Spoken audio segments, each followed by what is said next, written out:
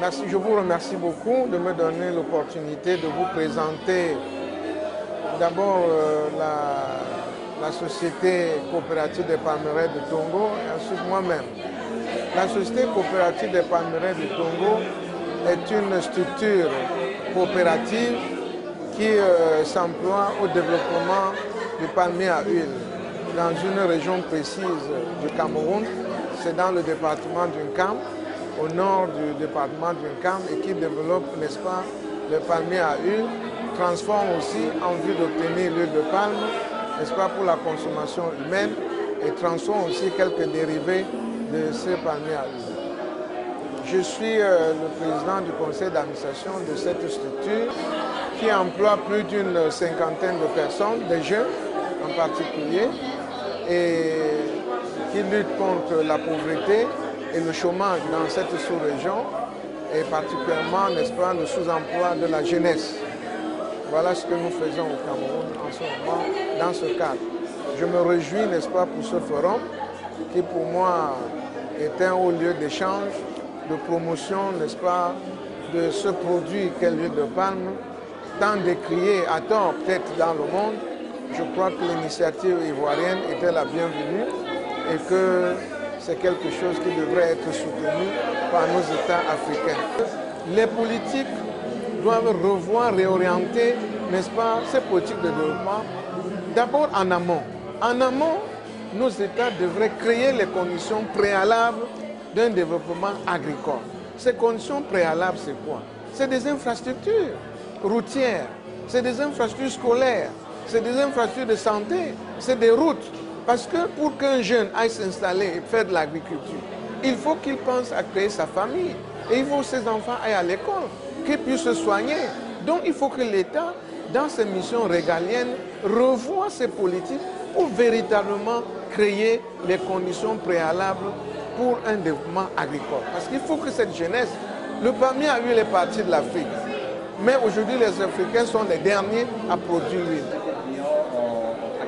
Nous avons à côté de l'activité de distribution, nous faisons du trading de véhicules tout-terrain, de camions, d'engins de génie civil, de toutes les pièces de rechange y afférentes. On veut orienter notre approche du marché d'une manière un peu différente des distributeurs classiques. Mettons l'accent sur la formation des opérateurs, des tractoristes, qui est une grande déficience au niveau de la conduite des tracteurs, et sur le service après-vente, les approvisionnements et de rechange.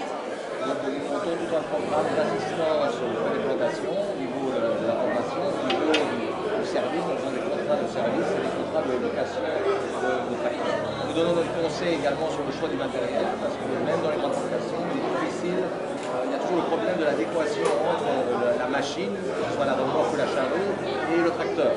L'adéquation entre la puissance du tracteur et l'outil qu'on va mettre derrière. Donc voilà, notre activité démarre, je dirais, que c'est en Côte d'Ivoire, parce qu'on s'est installé il y a un mois, avec la perspective de s'étendre sur tout le territoire, mais également sur le territoire voisin, où nous avons d'autres fondations comme clients. Monsieur est de Cameroun. Nos clients là-bas sont la Socapal, la Safacam, la ferme suisse que vous connaissez sûrement. Donc toutes ces grandes fondations sont également au Nigeria, au Ghana, au Libéria, au Sierra Leone et au Sao Paulo. Voilà. Ici, l'important de vise de mon second pays, qui est la Belgique, c'est l'union fait la force. Ici, voici une tentative de rapprochement des différents pays producteurs de palme. C'est dès qu'on se rapproche en s'unissant sur le secteur des palmes, et ça peut être valable sur d'autres secteurs de l'État, que je crois que vous pouvez, vous, Africains, vous faire ensemble. Et quand je vais vous faire entendre avoir du poids, vous doit aller faire du lobby là où vous avez en Europe, aux États-Unis. Si vous êtes séparés, que chacun agit dans son coin, il est impossible d'avoir une force. Donc c'est un premier pas vers une union des producteurs de tous les pays africains. Et je crois que ça pourra vraiment aider l'Afrique à enfin pouvoir percer sur d'autres marchés d'exportation. Pouvoir contrer les campagnes de démigration de vers certains pays européens. Nous sommes à la fin du premier congrès africain sur l'huile de palme et nous recevons à l'occasion Madame Martine du Colombier, coordinatrice générale de ce congrès, initiatrice même de ce congrès. Avec elle, nous recevons M.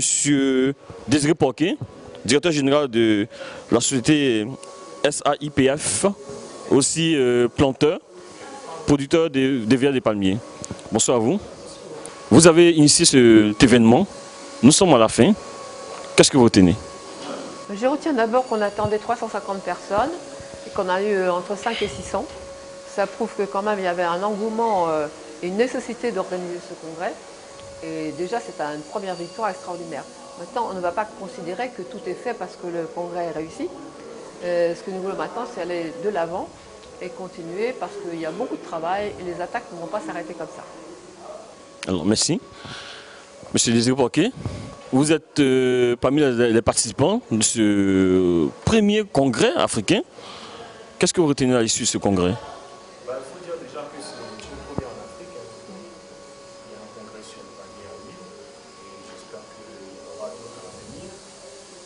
Une très bonne déclaration qui institue quand même un recentrage de tous les producteurs de palmier à huile avec les usiniers, de pouvoir se mettre ensemble pour démontrer vraiment que nous faisons du palmier à huile de qualité, que nos régimes de palme ne sont pas nocifs comme le président de certaines personnes et nous espérons que cela porte à travers l'organisme que la déclaration de la région veut instituer.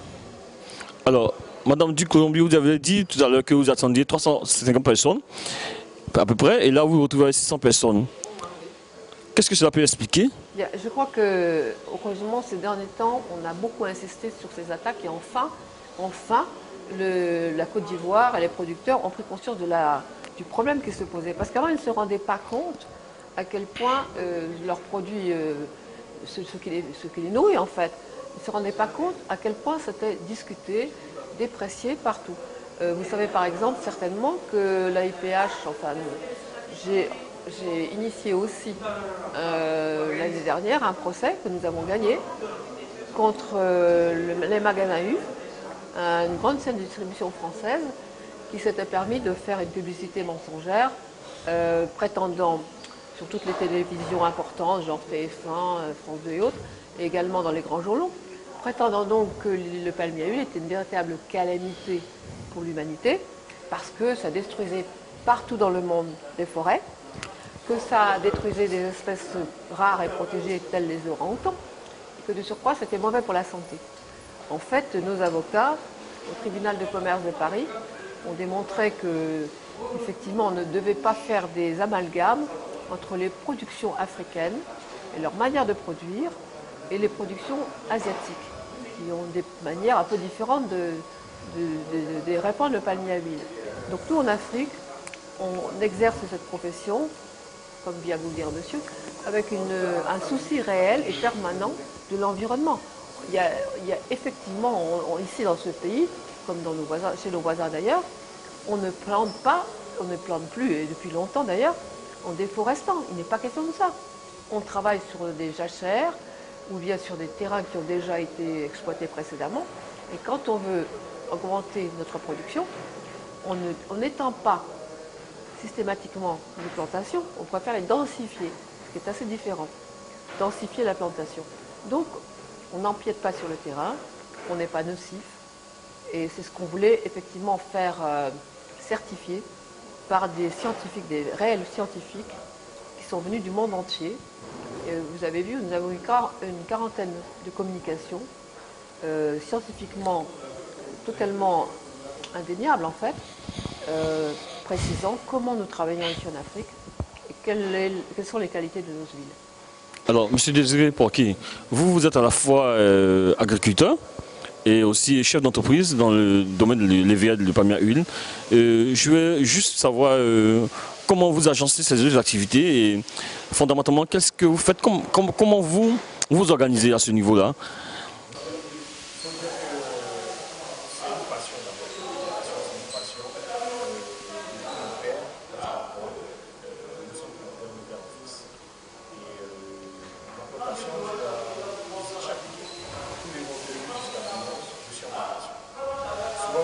Là, demain même, je pars d'ailleurs en présentation de notre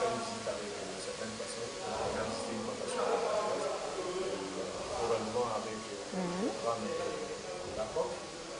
Et nous voulons démontrer que la plantation du palmier à l'huile fait vivre 2 millions de personnes en Côte d'Ivoire. Et 60% des plantations villageoises font vivre la filière. Donc, lorsque certaines personnes posent des actes, proposent des dénigrements contre une culture, notamment la palmier à l'huile, il y a des conséquences derrière, parce qu'il y a toute une famille derrière qui vit de cette culture. Et il était important que nous, en tant que planteurs, nous voulons communiquer, apporter notre soutien à la COP.